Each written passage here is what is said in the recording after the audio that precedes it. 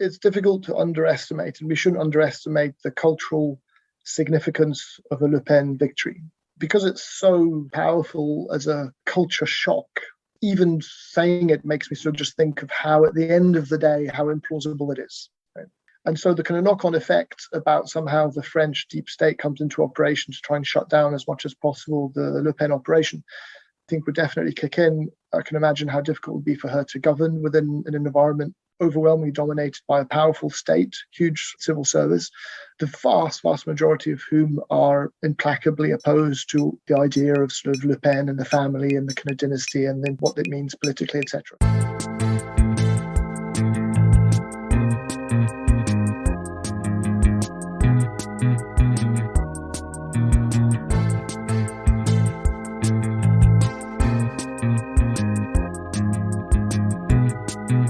Hello and bonjour, or rebonjour, I should say, because this is the second part of our rundown of the first round of the presidential elections in France, and looking forward to the second round and delving a little bit more deeply into what's going on in French society. I should also say, if you haven't heard the part one, this is our 5-year anniversary. We've done over 250 episodes since we began in 2017, and we're delighted for all of you to have followed us this whole time, or if you're recently started listening to us. Just to give you a little overview, we started this actually with the explicit aim of trying to explore the contours of the breakdown of the neoliberal order and how we might move beyond today's impasse. This also led to a book, if you're not aware of it, The End of History, Politics in the 21st Century, which develops on the ideas that we first advanced on this podcast. And that's available for sale. If you haven't got yourself a copy yet, there's some new stuff in there that you probably won't have heard on this podcast that we tried to explore in there. Also, if you prefer to read in German, and excuse me for my pronunciation already in advance, but Das Ende des Endes der Gesichte is now out from Pro Media, which is an Austrian publisher. And there'll be a translation in Italian on the way later this year, at the beginning of next year, and hopefully other languages to come too.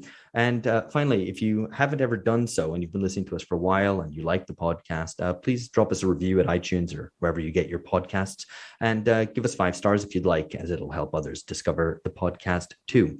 Okay, so 5-year anniversary. If this was a wedding, if this is a marriage, it would be wood. That would be the symbol of a 5-year anniversary, just to let listeners know. Well, that's a happy 5-year. George has got wood. Thank you, George. Yeah, you give us wood, listeners. Thank you. Anyway, so this is the second part of the discussion on the French presidential election. And I will pass over to Phil, who's going to introduce our guest and tell us a little bit more about what we're talking about specifically. Thanks, Alex. So the first round, or rather the first part, was with a colleague of mine at Kent, Charles Davelaine, and this is with another colleague who is a professor at Cambridge, Chris Bickerton.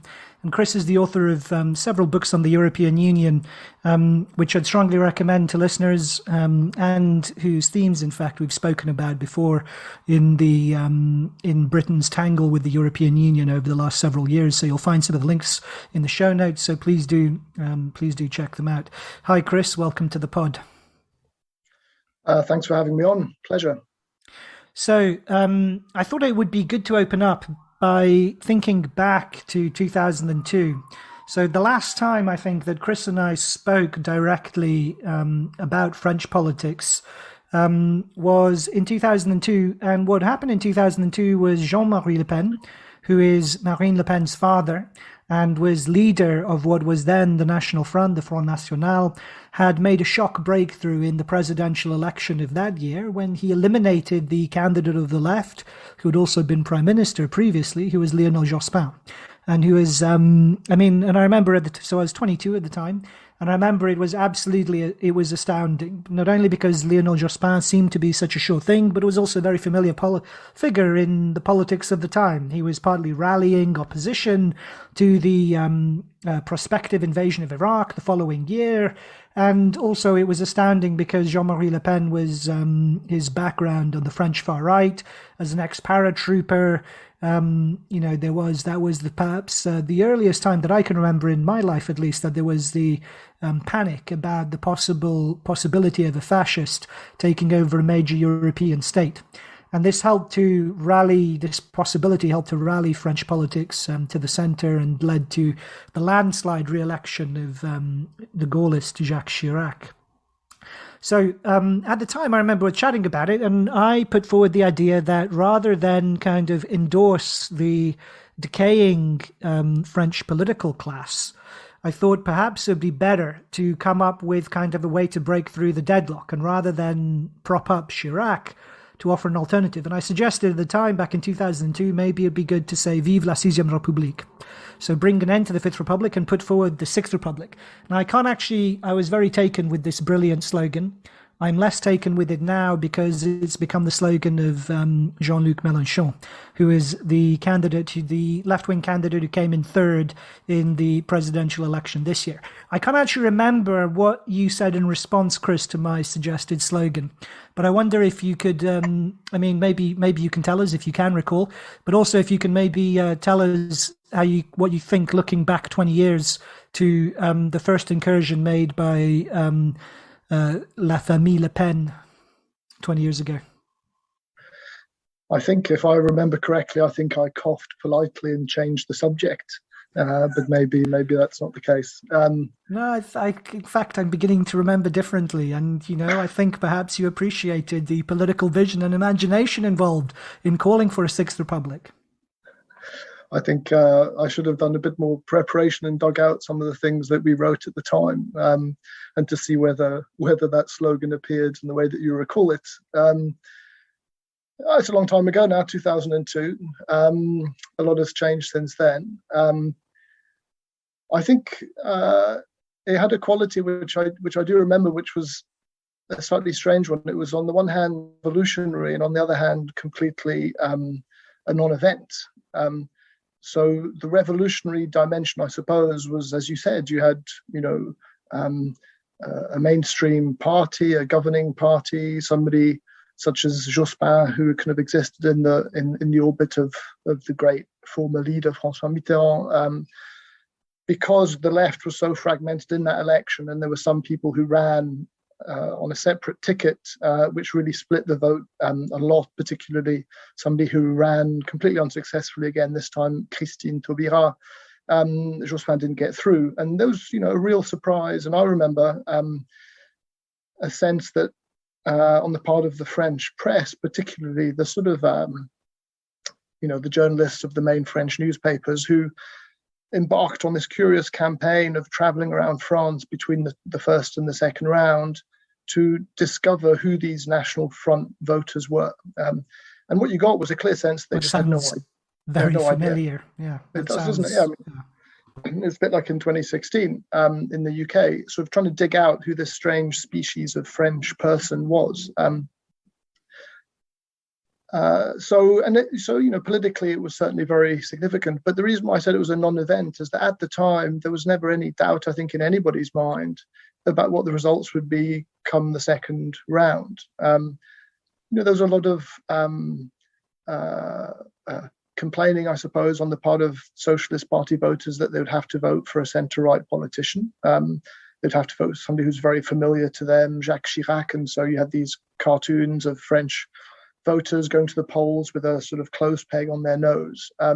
But they nevertheless went to vote. And the result when it came wasn't really a surprise to anybody. And so, if you compare then and now, things are very different now, because I think France has changed a lot and the electoral geography has changed and the parties have changed. And so that'd be the first thing I say, is that going back, I think, to then, it felt like it was dramatic, but it wouldn't really have any impact because there was no chance that Jean-Marie Le Pen would actually get anywhere electorally. What he got in the first round was basically his sort of ceiling in electoral terms. And that has been the case, I think, for a long time, which is that there's been this core sort of far-right vote, National Front vote of around 24, 25%, very solid kind of number, sometimes a bit less, never really much more. What's changed in more recent years has been this sense that actually that may be considerably larger for lots of different reasons. The thing about the 6e République, Vive la 6e République, it's become a sort of a big theme. It's always been, I think, around with the French Fifth Republic, if you think about the way it was set up and the plebiscitary quality to it, which de Gaulle cultivated, the heavy sort of concentration of powers in the president, the minimal parliamentarism, which is provided by it, the strongly sort of technocratic bent to those people who wrote the Fifth Constitution in the first place. That sort of unhappiness around that system has been bubbling away for quite a long time. So do you think then that we're seeing the slow kind of death, the death throes maybe even of the Sixth Republic? The Fifth Republic? Is there a Sixth Republic in the offing, given the fact that it's a slogan now associated with the third candidate in this particular election? Yeah, Jean-Luc Mélenchon's very much made it his slogan. Mélenchon's evolution, though, to be honest, is interesting. I would say that his electoral success has been an inverse relationship to his sort of dramatic constitutional revisionism. The thing that made the difference this time round was partly contingent factors, I think, but most of all, I think Mélenchon had cultivated and developed over the course of a number of years since the last election his program. It was one of the most detailed, one of the most precise, one of the most elaborate, one of the most sophisticated, and one of the most complete of all of the electoral programs. So it's a very serious kind of machine, if you like, the France Insoumise. And as a party, La France Insoumise has been the de facto opposition party since 2017, now in the parliament. So for a lot of reasons, it's a serious political operator rather than this insurrectionary movement that it may have looked like in the earlier years. And Jean-Luc Mélenchon himself sort of has evolved as a personality. But it is true you're saying the Sixth Republic belies the actual structure of France Insoumise? You mean that the two are opposed to one another? Yeah. Well, no, he's still committed, I think, to a lot of the constitutional change which had made his name.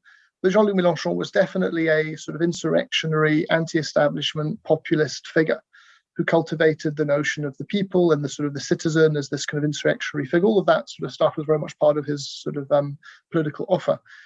In 2022, much less so.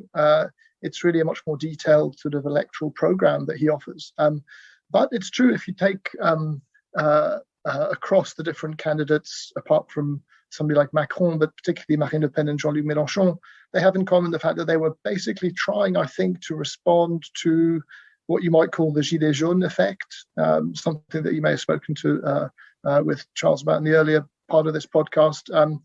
Certainly Marine Le Pen is offering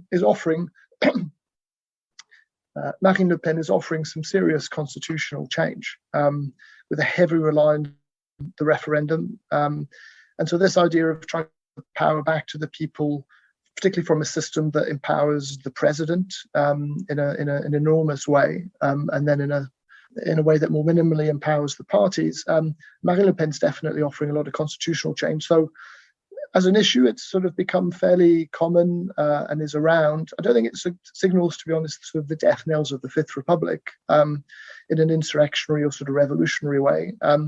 It's more part of the more general sort of, it evokes the times, I think, this sort of idea that you can rely more on plebiscites or try and empower people through more direct forms of democracy.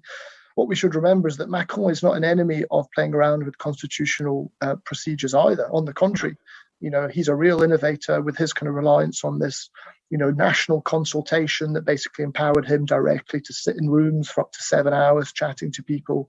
A lot of his ideas, a lot of people who've advised him around more direct forms of democracy are, if you like, the other side of the Marine Le Pen, Jean-Luc Mélenchon coin. Yeah. So I guess that takes us straight to the next question, which is if you could talk us through the two candidates' routes to victory. What does it look like for Macron and what does it look like for Le Pen, at least as you see it? Well, I suppose there's two different things there. One is what may happen to them. The other is what do they need to do to win. What do they need to do to win is the precise question. Yeah, that's an easier question to answer, I think. They both seem to know, I think, what it is they need to do to win.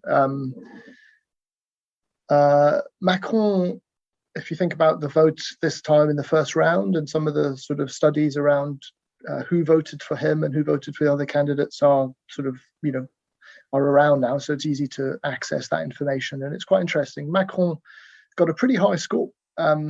In a sense, to be honest, he's running second time round, so there's none of all the anti-incumbency effect that you'd expect hasn't really translated into a worse score for him. He came top, a really significant achievement, and his score was, sizably, quite a bit bigger than it was in 2017 in the first round.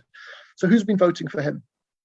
Well, he seems to have clearly secured the centre-right vote, partly because of the promises he was making around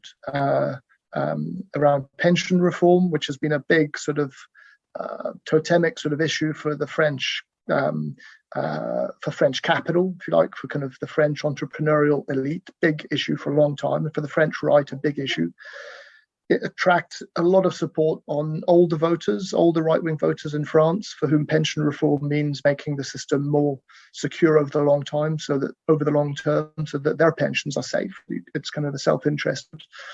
Very large number of sort of over 65 centre-right voters who had voted for Fillon in the first round of the presidential election in 2017 voted for Macron this time round. So that explains, I think, his success there and the increase in the number of votes. Valérie Pécresse did very badly, and one of the reasons why is that she just couldn't secure the Fillon vote. They actually went to Macron in quite a large number. So for Macron, his big task, if he thinks that he's got the right in the bag, in his mind, he's kind of, if you were following over the last couple of days since the first round, he's vacillating a bit on the pension reform, suggesting that it doesn't have to be as dramatic as he'd suggested it would be. But I think he thinks he's got the right, the centre-right vote in the bag.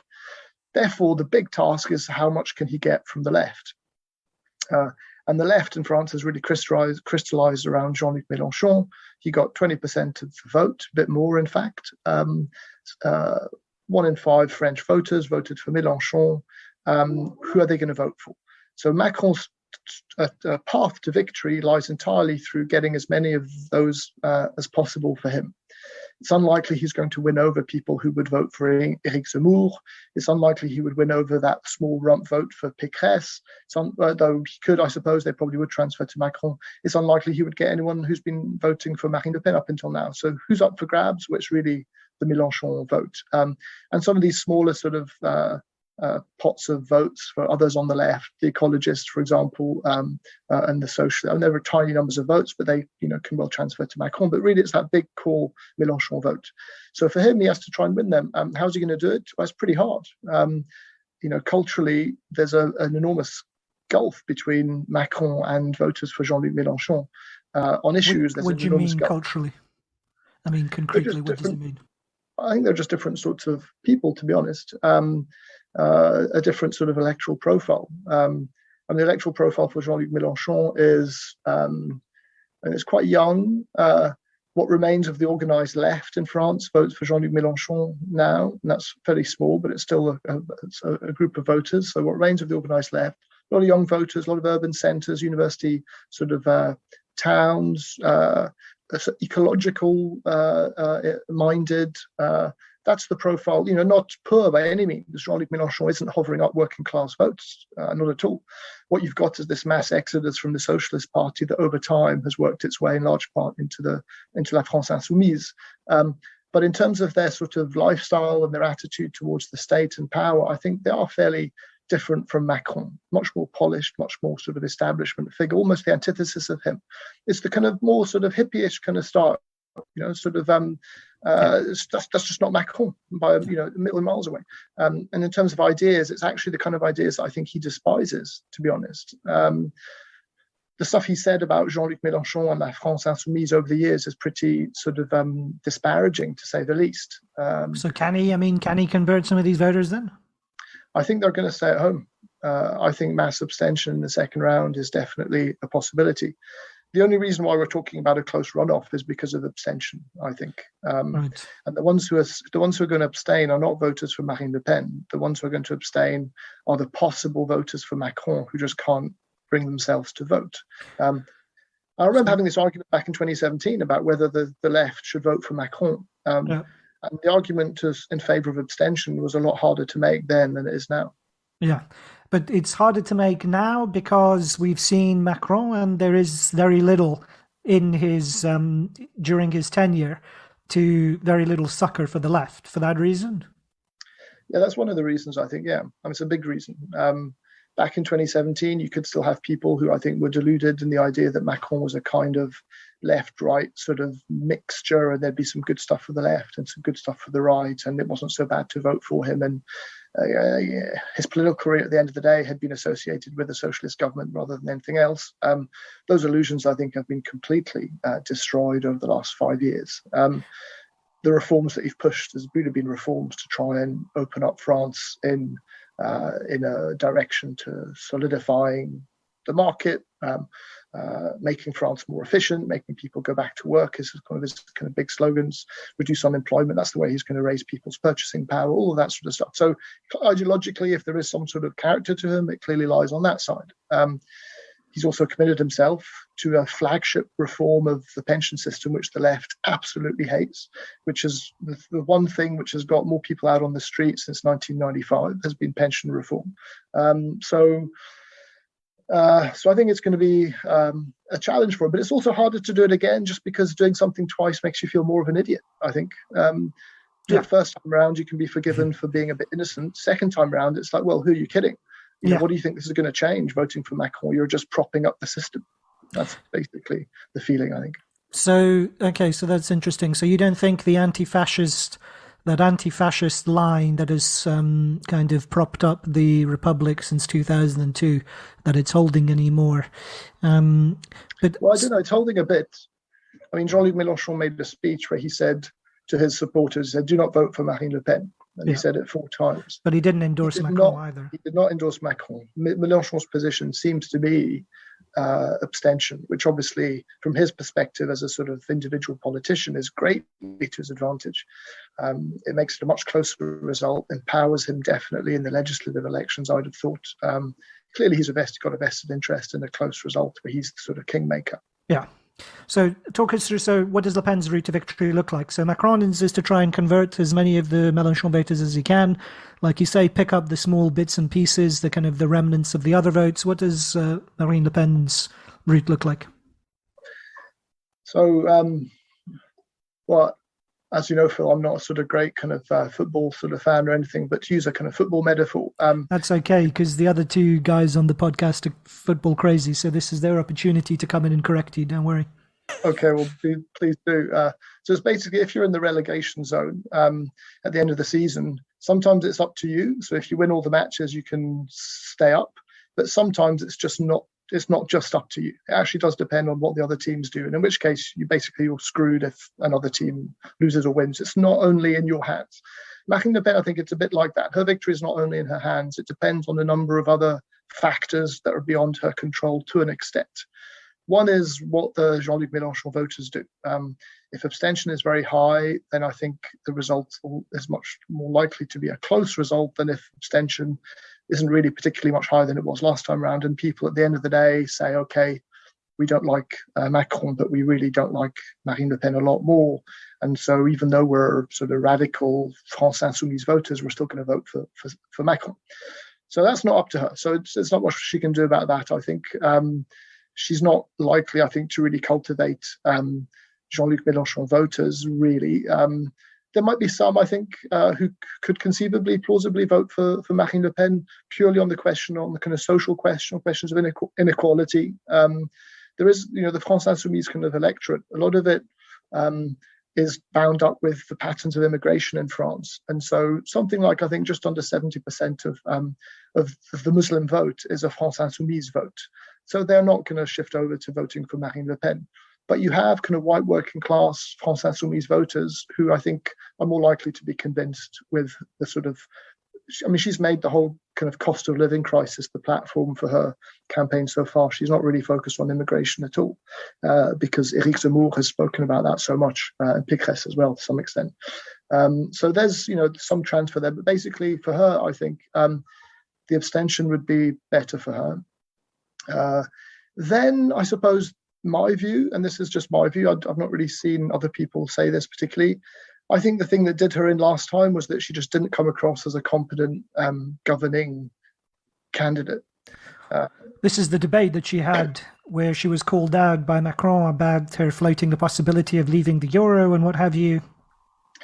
Yeah, it was the second presidential debate that's on television. There's usually two debates between the first and the second round. She made a number of mistakes. One was her policy on the euro, which was really unclear. The second was that she confused the names of different companies that she was trying to accuse Macron of having dealt with badly when he was the Minister for the Economy, and she got them wrong, and so Macron sort of made fun of her.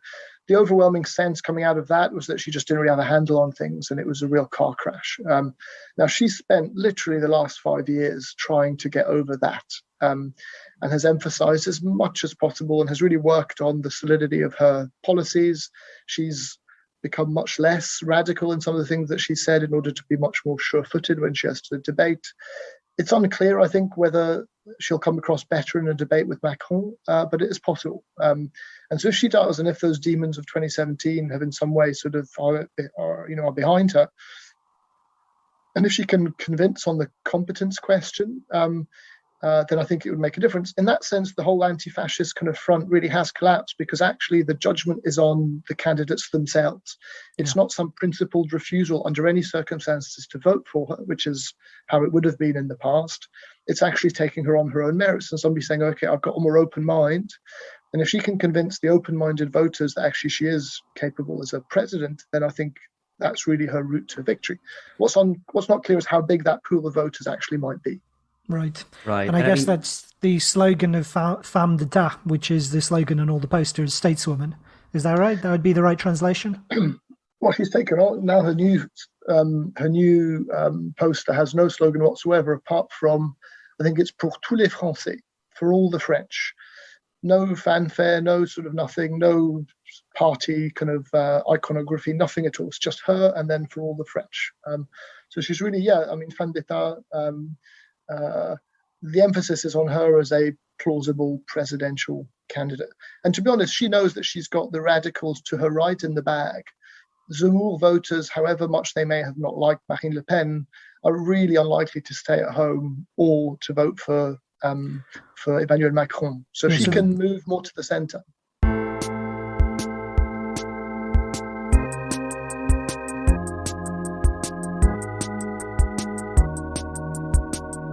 The effect of Zemmour is an interesting one. I know Alex wanted to raise it.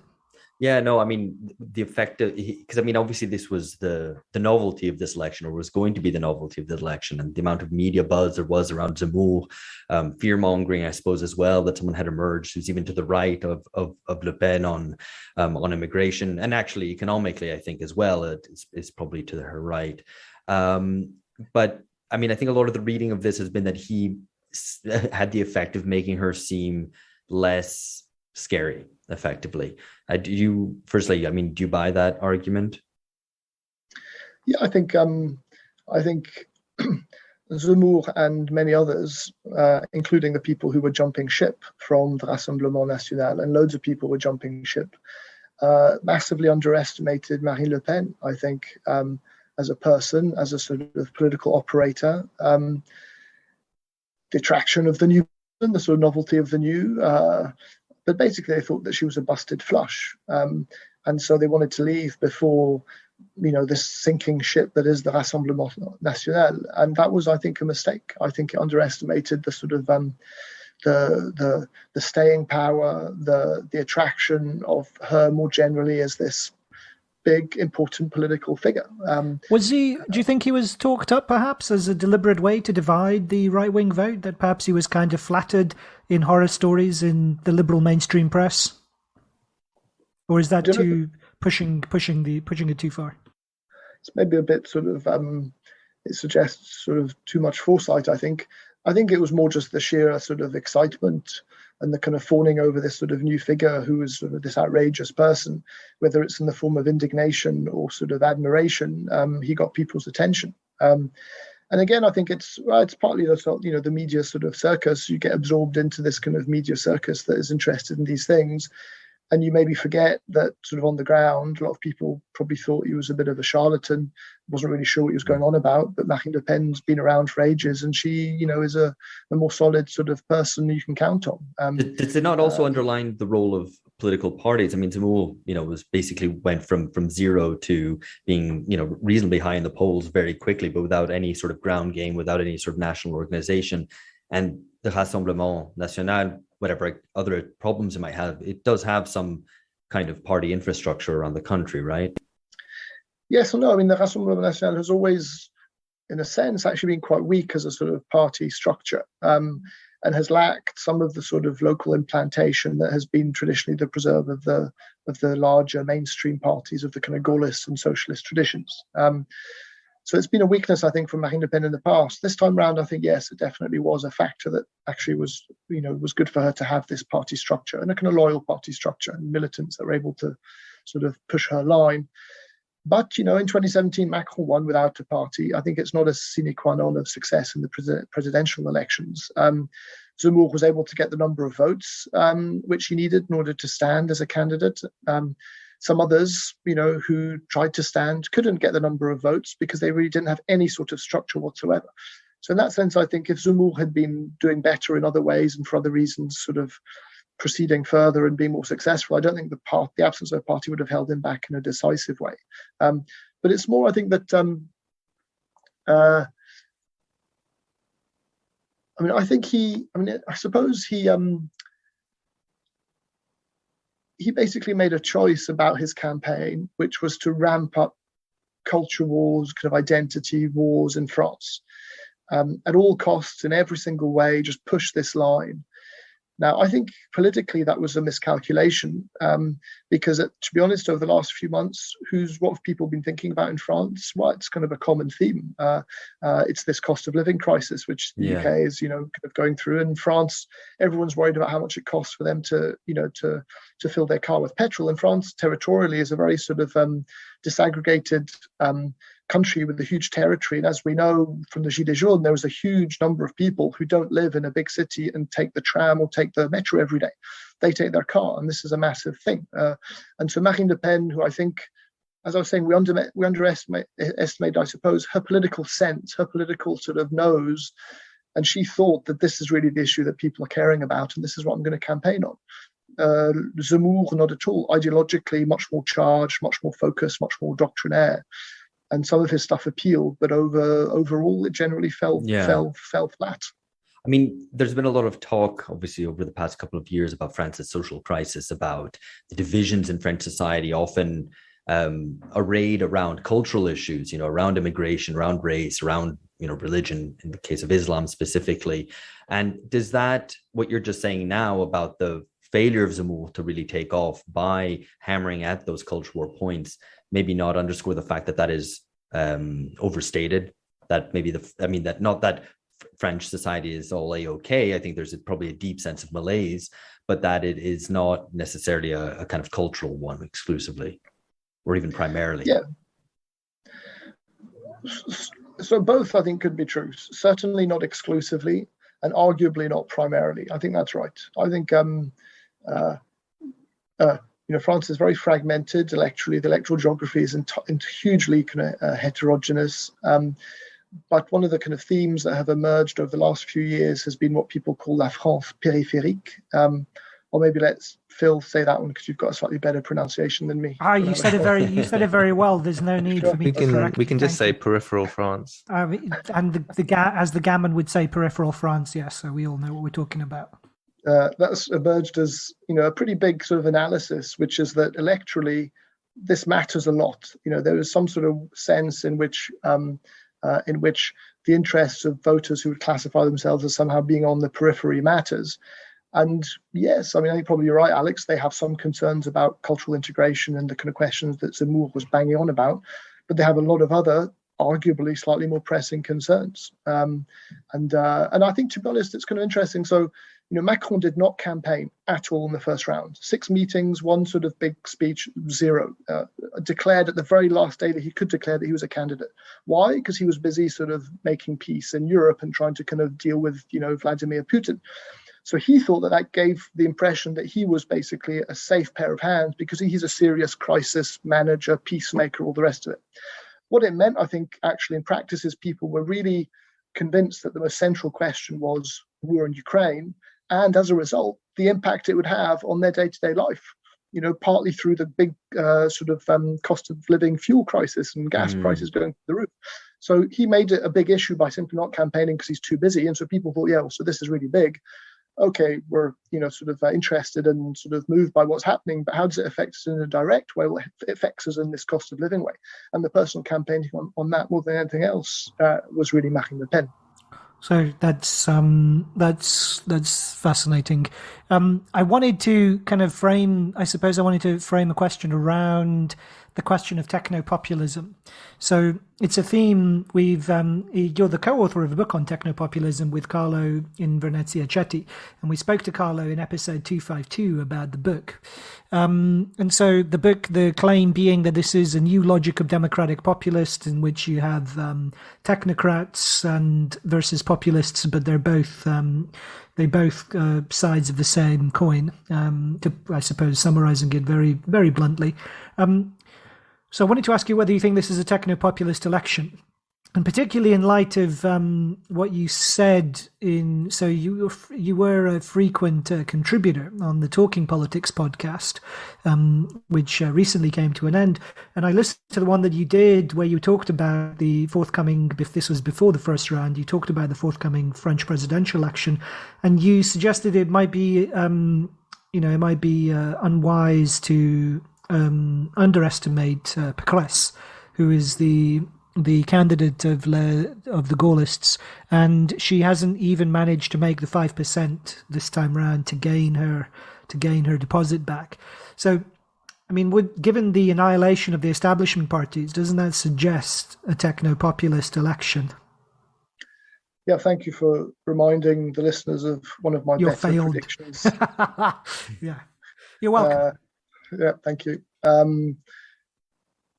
She was her slogan was La Dame du Fer, which translates literally as the woman who sort of does stuff, gets things done.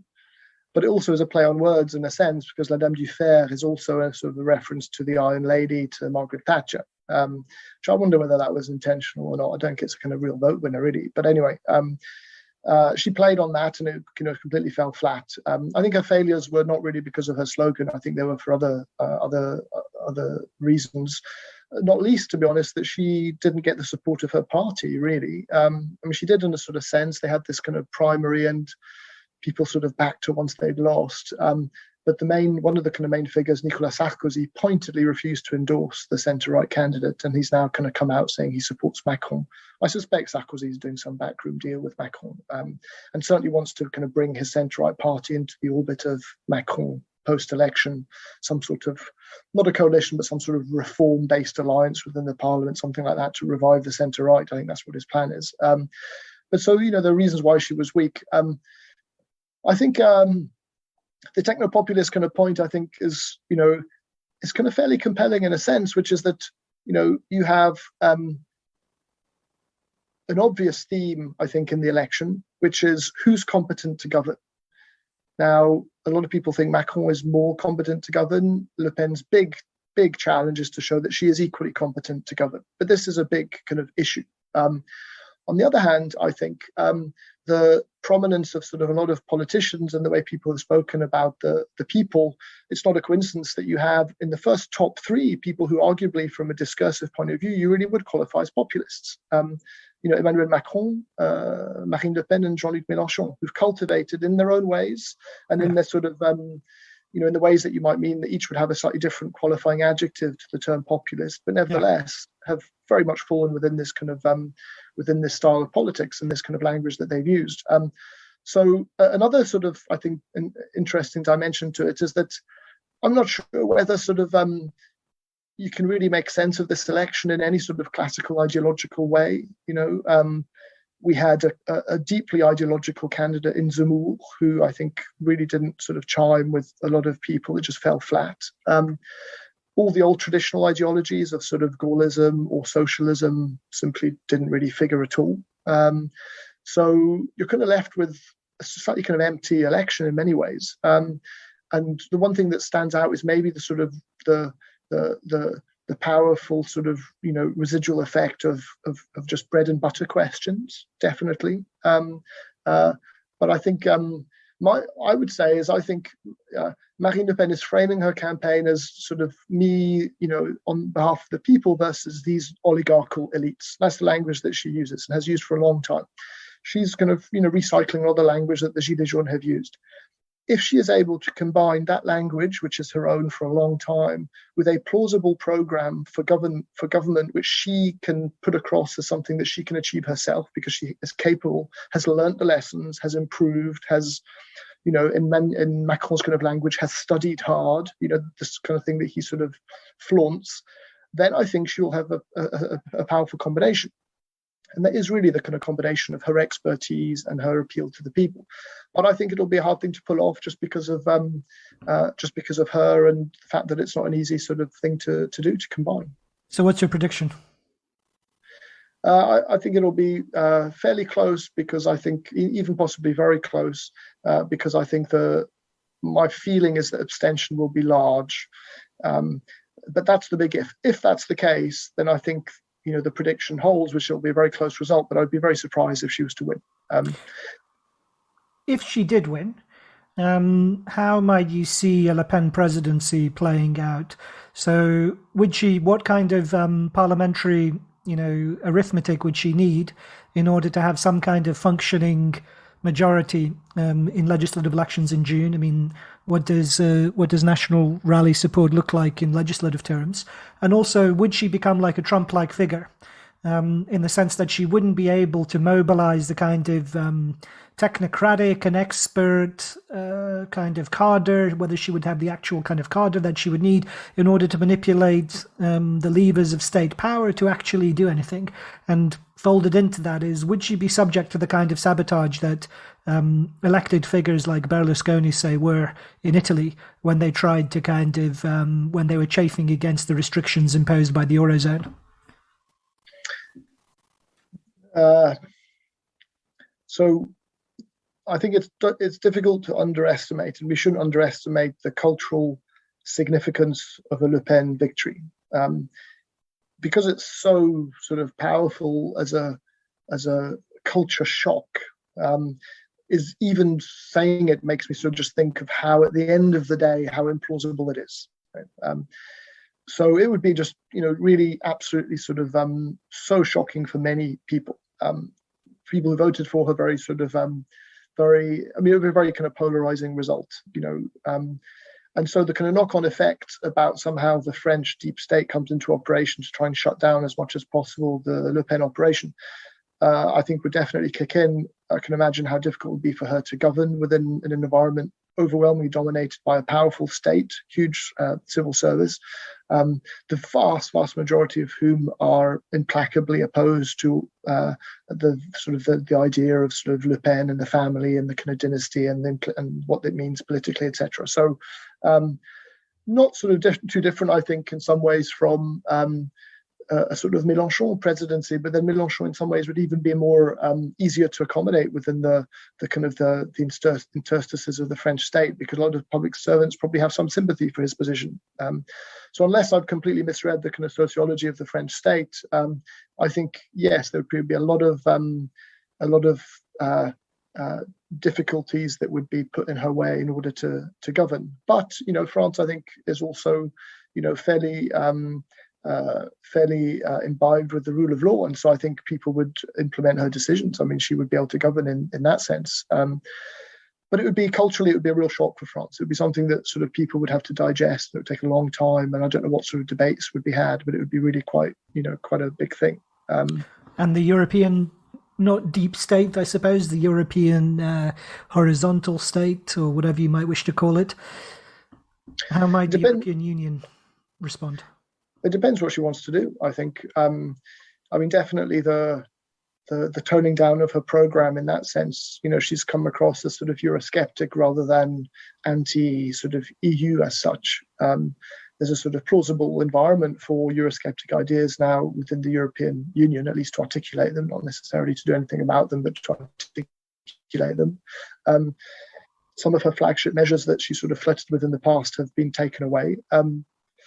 So they would the kind of obstacles, I think, would be, to be honest, policy obstacles rather than institutional obstacles, things that she finds it difficult to do because of the rules that exist.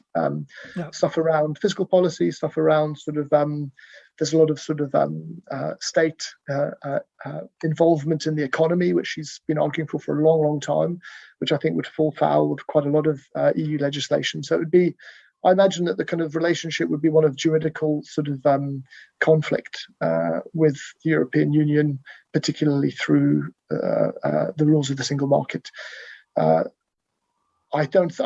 She could then also try and sort of cultivate a more political project about reforming the EU in a much more broad sense. I mean, you have to remember France is, one of the most powerful member states, has long sort of made sort of a name for itself as leading Europe in one direction or else. This is really kind of one of the central pieces of the whole European Union architecture.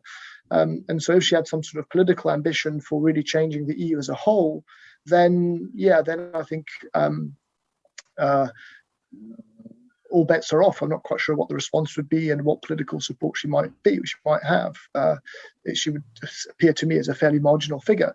But it's easy enough. If you kind of think of the dying days of sort of the British membership of the EU, you'd have kind of British kind of prime ministers, May, Johnson, kind of shuffled off to the side and sort of treated as peripheral figures. It's very hard to imagine that happening with an elected leader of France, of a central kind of powerful member state. So how the EU machinery would digest a Le Pen presidency, I think, would be kind of interesting to watch. Yeah. So, and I guess on a related note, you're currently working on a book on European history, that is to say, over the last 20 years, since the end of the last 40 years, indeed, since the end of the Cold War, right? Since 1989, yeah. Since 1989. So I wonder if we want to have you back on to tell us a bit more about that. But also, you recently had a trip to the Baltic states, presumably on the anniversary of their secession from the Soviet Union in the early 90s. And this coincided with the Russian invasion of Ukraine. So I was wondering if you could tell us a bit about the project and how your trip to the Baltic went in light of that ongoing research. Sure. I learned that certainly in the case of Estonia, at least, it is absolutely not secession. Secession implies the sort of legitimacy of the Soviet Union, and the language that a lot of kind of people involved in the Baltic independence movement used was the end of the Soviet occupation, and so a sort of a continuity with the earlier independent Baltic republics. It was kind of interesting. The language was very politicized, but secession was not a term that was generally seen as the right term to use. To be honest, talking about 2002 is kind of what the terrain that the book touches on. It kind of goes back, and some of those events, in the 90s and the 2000s are the kind of critical political moments. So I'll be very sort of interested to dig out in the archives some of your kind of writing on the 2002 presidential election, Phil, and see what you have to say about the Sixth Republic. I'm flattered. But more seriously, it was interesting going, to be honest. I mean, I was in Estonia. I didn't go to the other two Baltic states. I only went to Estonia and spent quite a lot of time talking to people who were themselves involved in the independence movement.